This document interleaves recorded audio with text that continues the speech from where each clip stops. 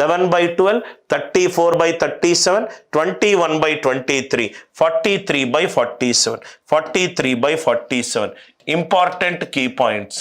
ఈ క్వశ్చన్కి సంబంధించే కాదు, ఇంకొన్ని మంచి ఇంట్రెస్టింగ్ కీ పాయింట్స్ ఒకటి డిస్కస్ చేస్తాను సార్.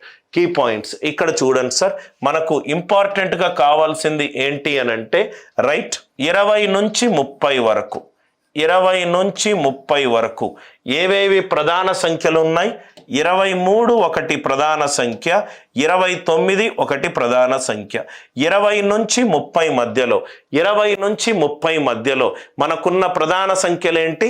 23, 29. సో 1/23, 1/29 ఈజీగా గుర్తుపెట్టుకోవడం ఎట్లానో చూద్దాం. 23, 29 చాలా ఇంపార్టెంట్ క్వశ్చన్ సార్. దీని నుంచి మీకు కొన్ని ఇంపార్టెంట్ లాజిక్స్ కూడా అర్థమవుతాయి. 1/23, 1/29 పైథాగోరియన్ ట్రిప్లెట్లో మొట్టమొదటి పైథాగోరియన్ ట్రిప్లెట్ ఏంటి sir? 3, 4, 5. 3 square plus 4 square is equivalent to 5 square. 3 square plus 4 square equivalent to 5 square. 20 నుంచి 30 మధ్యలో ఎన్ని ప్రధాన సంఖ్యలు ఉన్నాయి? 2 ప్రధాన సంఖ్యలు ఉన్నాయి. ఆ ప్రధాన సంఖ్యలు ఏంటి? 23, 29. 23, 29. 1/21కి ఫస్ట్ ప్రధాన సంఖ్య పైథాగోరియన్ ట్రిప్లెట్ వాల్యూ ఇవ్వండి. 3 to 4, 5. 23 కావాలంటే ఈ 3 and 4ని రివర్స్ చేయండి. 4.35. డినామినేటర్ ప్రధాన సంఖ్య ఇచ్చినప్పుడే అప్రాక్సిమేట్ వాల్యూ కనుక్కోవడం కష్టము.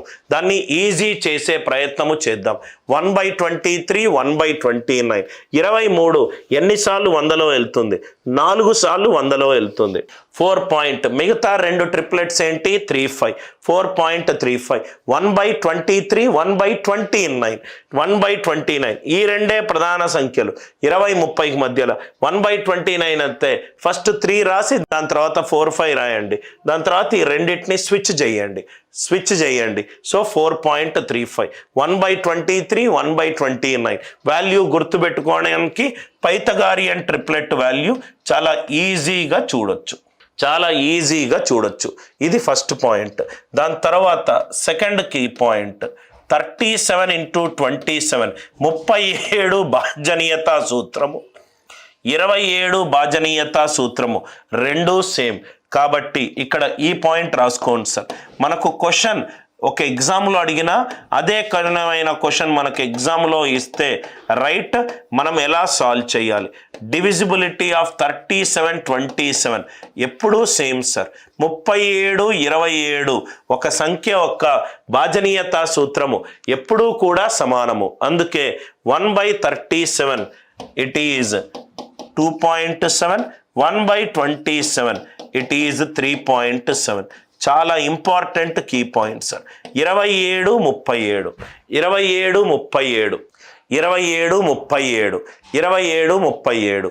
Are you all with me? Now ఇక్కడ చూడండి సార్. రైట్ 1/37, 1/27 ఈ వాల్యూ గుర్తుపెట్టుకోవడం ఎట్లా? 37, 27 ఈ రెండు సంఖ్యల భాజనీయతా సూత్రము సమానము. 37 × 27 ఈజ్ 999. 1/37 అంటే 2.7 రివర్స్ చేయండి. 1/27 అంటే 3.7.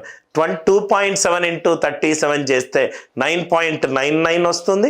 ఆర్ 3.7 × 27 చేసిన 9.99 వస్తుంది. ఇది కూడా లాజిక్ అందరికీ అర్థమైందా?